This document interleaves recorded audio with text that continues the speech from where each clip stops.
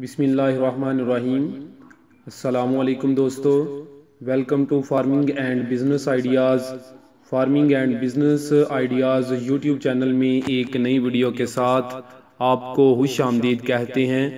मैं उम्मीद करता हूँ कि अल्लाह पाक के फजल और करम से आप सब लोग खैरियत से होंगे।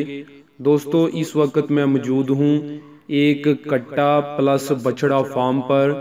इस फार्म की खास बात यह है कि यहाँ कट्टे और बछड़े इन्होंने इकट्ठे रखे हुए हैं।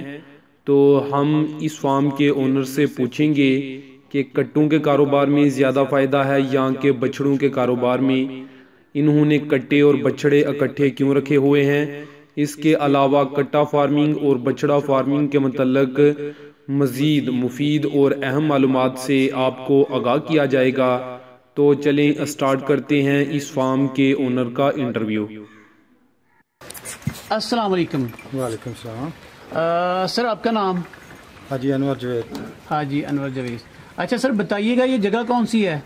ये तरगा गांव है, 10 के करीब। 10 के करीब। अच्छा, बताइए कि आप कटड़े प्लस बछड़े ये एक साथ मिक्स फार्मिंग कर रहे हैं, ये कितने अरसे से कर रहे हैं? तकरीबन 4-5 माह हो। अच्छा, आपने कटड़े और बछड़े ये मिक्स क्यों रखे हैं? क्या सोचकर आप मिक्स फार्मिंग कर रहे हैं? मिक्स में कटियाँ भी रखी हैं, चेक करने वास्ते किधर फायदा है वो उसमें अगों बता लिया जाए। अभी आप चेक कर रहे हैं कि कटड़ों में ज़्यादा फायदा या बछड़ों में ज़्यादा फायदा है? अभी तक आप थोड़ा बहुत समझ पाए हैं कि इनमें से कौन सी फार्मिंग आसान या मुनाफा बख्श है? इंशाल्लाह सारे दोनों हैं, कटड़ों में भी मुनाफा है, बछड़ों में भी मुनाफा है। हाँ, सारे ठीक हैं। अच्छा, आपके पास कितने कटड़े और कितने बछड़े हैं? तकरीबन 40 तकरीबन कट्टे। 40 कट्टे हैं और बछड़े? कटियाँ भी है ना? जी, मिक्स ही हैं। हाँ, तो 15 बच्चे हैं। 15 बच्चे हैं। अच्छा, कटड़े आपने किस उम्र में और कहाँ से खरीदे? कुछ बडियाना मंडी तो खरीदे हैं। अच्छा, बाकी लोगों खरीदे ने कट्टे बच्चे सारे। अच्छा, कटड़े खरीदते वक्त इनकी उम्र या वजन कौन सी चीज़ देखी जाती है? उम्र वजन तो देखना चाहिए, लेकिन हाँ नहीं देखा, अभी सारा मिक्स ही ले गए हैं। आमतौर पर आपके कटड़ों की उम्र या इनका वजन कितना होगा? हूँ जी, तकरीबन 4 मन तो ज़्यादा होएगा। और जब लिया एक जैसे नहीं है। अच्छा, और जब लिए थे वहाँ तब औसतन इनका वजन कितना था? नहीं, वो तो कभी मिक्स ही है, छोटे बड़े सारे एक जैसे नहीं है। अच्छा, इसी तरह बताइए बछड़े आपने कितने वजन और उम्र में खरीदे? बच्चे तकरीबन 2 मन के करीब, 1.25-2 मन वजन। बछड़े खरीदते वक्त कौन कौन सी चीज़ें मद्देनज़र रखनी चाहिए? बच्चे खरीदना सब तो फार्म बनाना सब तो पहला देखना चाहिए कि सेहतमंद जानवर होए जी, वो एक जैसे हों जानवर, जिन्हें भी लाने ने उम्र दे हों, एक उम्र के और सेहतमंद हूँ। सेहतमंद। अच्छा, ਇਹ ਦੱਸਿਓ ਕਿ ਹੁਣ ਤੁਸੀਂ ਅੱਗੋਂ ਕੀ ਡਿਸਾਈਡ ਕੀਤਾ ਕਿ ਕੱਟੇ ਤੁਸੀਂ ਰੱਖੋਗੇ ਜਾਂ ਬੱਚੇ ਰੱਖੋਗੇ? ਤੁਸੀਂ ਦੱਸਣ ਦੇ ਸੋ ਨਾ ਅੱਗੋਂ ਇੱਕ ਹੀ ਫਾਰਮਿੰਗ ਕਰਨੀ ਹੈ। ਅਸੀਂ ਹੁਣ ਮਿਕਸ ਹੀ ਰੱਖਾਂਗੇ, ਲੇਕਿਨ ਇਹਨਾਂ ਨੂੰ ਅਲੱਗ-ਅਲੱਗ ਰੱਖਾਂਗੇ। ਅੱਛਾ, ਹੁਣ ਯਾਨੀ ਤੁਹਾਡਾ ਇਹ ਪ੍ਰੋਗਰਾਮ ਹੈ ਕਿ ਅਲੱਗ-ਅਲੱਗ ਰੱਖਿਆ ਜਾਏ ਕਿ 3 ਨਸਲਾਂ ਹੀ ਰੱਖਾਂਗੇ, ਕੱਟੇ ਵੀ, ਬੱਚੇ ਵੀ ਤੇ ਕਟੀਆਂ ਵੀ। ਕੀ ਵਜ੍ਹਾ ਕਿ ਇਕੱਠੇ ਨਹੀਂ ਰਹਿ ਸਕਦੇ ਕਿ ਤੁਸੀਂ ਸਮਝਿਆ ਇਹ ਤੁਸੀਂ ਇਕੱਠੇ ਰੱਖੇ ਇਸ ਕੀ ਰਿਜ਼ਲਟ ਆਇਆ? ਕੋਈ ਪ੍ਰੋਬਲਮ ਤੇ ਨਹੀਂ ਹੁੰਦੀ? नहीं, प्रॉब्लम ਇਹਨਾਂ 'ਚ नहीं है, लेकिन कटियां बच्चियां ਦੀ प्रॉब्लम है। कट्टे बच्चे ਜਿਹੜੇ कटियां ਤੇ ਚੜਦੇ ਨੇ तो ਫਿਰ ਮਸਲਾ ਬਣ ਗਿਆ। ਸਹੀ, ਯਾਨੀ ਚਾਰਾ ਨਹੀਂ ਖਾ ਸਕਦੇ ਪ੍ਰੋਪਰ ਤਰੀਕੇ ਨਾਲ? ਖਾਂਦੇ ਨੇ, ਲੇਕਿਨ ਬੱਚੀਆਂ ਨੂੰ ਖਰਾਬ ਕਰਦੇ ਨੇ, ਕਟੀਆਂ ਨੂੰ ਖਰਾਬ ਕਰਦੇ ਨੇ। ਅੱਛਾ, ਅੱਗੋਂ ਕੀ ਜ਼ੇਨ ਕਿ ਕਦੋਂ ਤੱਕ ਤਿਆਰ ਹੋ ਕੇ ਵਿਕ ਜਾਣਗੇ?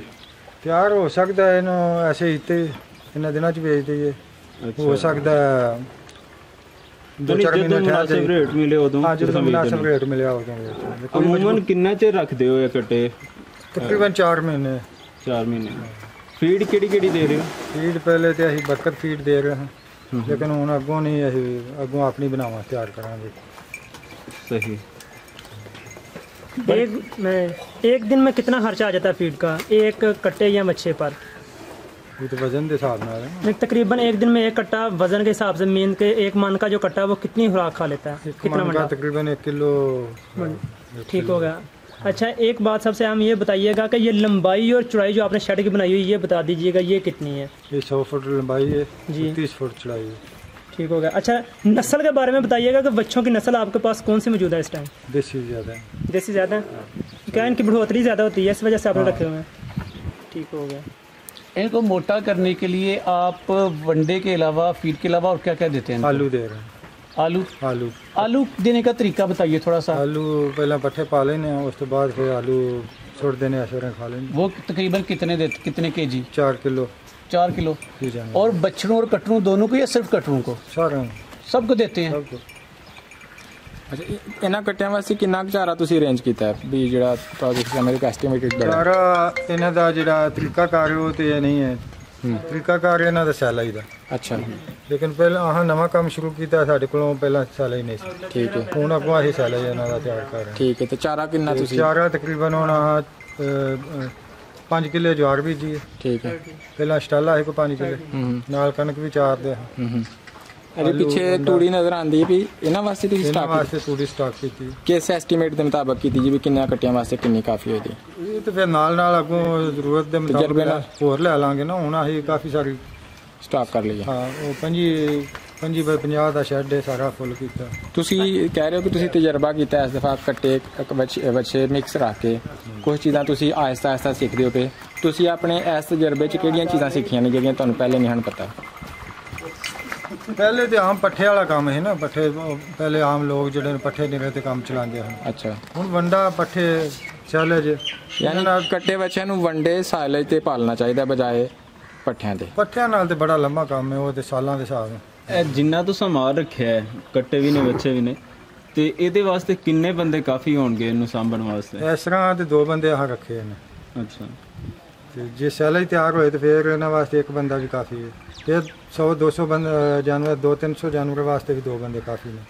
ਸਹੀ। ਅਗਰ ਸੈਲਾ ਕਿੰਨੀ ਤਨਖਾਹ ਦੇ ਰਹੇ ਬੰਦਿਆਂ ਨੂੰ ਇੱਥੇ? ਬੰਦਿਆਂ ਨੂੰ ਅਸੀਂ 15-15 ਹਜ਼ਾਰ ਦੇ ਰਹੇ ਹਾਂ, ਰੋਟੀ ਸਾਰਾ ਹਜ਼ਾਰ ਸਾਡੇ ਕੋਲ ਹੀ ਨੇ। ਇਹ ਫਾਰਮ ਦੀ ਲੰਬਾਈ ਚੌੜਾਈ ਟੋਟਲ ਕਿੰਨੀ ਹੈ? 8 ਕਨਾਲ ਚ ਫਾਰਮ ਹੈ।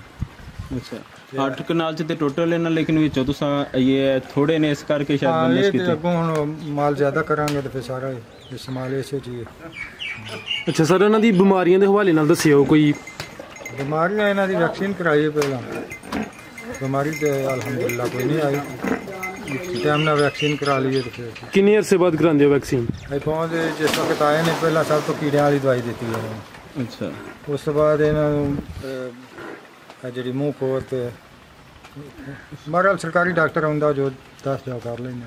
ਮੌਜੂਦਾ ਦਿਨਾਂ 'ਚ ਕੋਈ ਸੇਲ ਵੀ ਕੀਤਾ ਜੇ? ਨਹੀਂ ਤੇ ਤੁਸੀਂ ਕੀ ਤੋਕੋ ਰੱਖਦੇ ਹੋ ਕਿ ਕਿਸ ਤਰ੍ਹਾਂ ਇਹ ਸੇਲ ਹੋ ਜਾਣਗੇ? ਸੇਲ ਅਸੀਂ ਤੇ ਇਹਨਾਂ ਨੂੰ ਅੱਛਾ ਹੀ ਸੇਲ ਕਰਾਂਗੇ, ਜਿਸ ਤਰੀਕੇ ਨਾਲ ਵੀ ਕਰਨਾ ਪਿਆ। ਕਿਸੇ ਵਪਾਰੀ ਨੇ ਤੁਹਾਡੇ ਨਾਲ ਰਾਬਤਾ ਕੀਤਾ ਹੁਣ ਤੱਕ ਖਰੀਦਣ ਦੇ ਹਵਾਲੇ ਨਾਲ? ਬਹੁਤ ਜ਼ਿਆਦਾ ਕਰ ਰਹੇ ਹਾਂ, ਲੇਕਿਨ ਅਸੀਂ ਖੁਦ ਨਹੀਂ ਸੇਲ ਕਰ ਰਹੇ। ਅੱਛਾ ਈਦ ਦੇ ਨਜ਼ਦੀਕ ਕਰਨਾ। ਸਹੀ। ਯਾਨੀ ਇਹਨਾਂ 'ਚ ਸੇਲ ਦੀ ਪ੍ਰੋਬਲਮ ਨਹੀਂ, ਜਿਵੇਂ ਦੂਸਰੀ ਉਹ ਪਹਿਲਾਂ ਛਿੱਤਰ ਮੁਰਗ ਦੀ ਫਾਰਮਿੰਗ ਵੀ ਕੀਤੀ ਕੋਈ ਸੀ। ਪ੍ਰੋਬਲਮ ਨਹੀਂ ਇਹਨਾਂ 'ਚ, ਕੋਈ ਪ੍ਰੋਬਲਮ ਹਾਂਜੀ ਹੈ। ਤੇ ਇੱਕ ਬੰਦਾ ਖਰੀਦ ਕੇ ਲੈ ਜਾਂਦਾ। ਇਹ ਇੱਕ ਤੇ ਤਰੀਕਾ ਹੁੰਦਾ ਵਪਾਰੀ ਆ ਜਾਂਦਾ, ਦੂਸਰਾ ਇਹਨਾਂ ਦਾ ਸਾਰਿਆਂ ਤੋਂ ਜਿਹੜਾ ਆਸਾਨ ਤਰੀਕਾ ਨਾ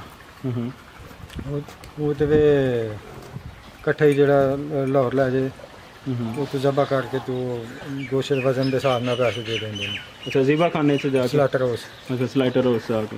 ਹਾਂਜੀ। ਤੇ ਬਾਕੀ ਇੱਥੇ ਵੀ ਇੱਥੇ ਜ਼ਿਆਦਾ ਥੋੜਾ ਇੱਥੇ ਇੱਕ ਵੇਚ ਕੇ ਤੂੰ ਮਸਲਾ। ਤੇ ਤੁਸੀਂ ਇਹ ਕੱਟੇ ਤੇ ਬੱਚੇ ਕਿੰਨੇ ਕੁ ਮਹੀਨੇ ਰੱਖ ਕੇ ਤੇ ਫਿਰ ਸੇਲ ਕਰੋਗੇ? ਅਸੀਂ ਇਹਨਾਂ ਨੂੰ ਤੇ ਵੇਖਿਆ ਨਾ, ਕੁਝ ਛੋਟੇ ਨੇ, ਕੁਝ ਵੱਡੇ ਨੇ, ਕੋਈ ਇਸੇ ਤਰ੍ਹਾਂ। ਜੀ ਜੀ ਇਹਨਾਂ ਦਾ ਕੋਈ ਟਾਈਮ ਟੇਬਲ ਆਹੀ ਨਹੀਂ ਰੱਖਣਾ। ਠੀਕ ਹੈ। ਤੁਹਾਡੀ ਵੈਸੇ ਅੱਗੋਂ ਮਰਜ਼ੀ ਹੈ? ਨੈਕਸਟ ਅਸੀਂ ਜਿਹੜਾ ਲਿਆਵਾਂਗੇ ਉਹ 3 ਤੋਂ 4 ਮਹੀਨੇ ਬਸ ਰੱਖਾਂਗੇ। 3 ਤੋਂ 4 4 ਮਹੀਨੇ ਤਕਰੀਬਨ ਰੱਖਾਂਗੇ। ਇਹਨਾਂ ਦੀ ਰੋਜ਼ਾਨਾ ਦੀ ਕੀ ਰੂਟੀਨ ਰੱਖੀ ਹੈ, ਸਵੇਰ ਤੋਂ ਲੈ ਕੇ ਸ਼ਾਮ ਤੱਕ ਦੀ ਰੂਟੀਨ?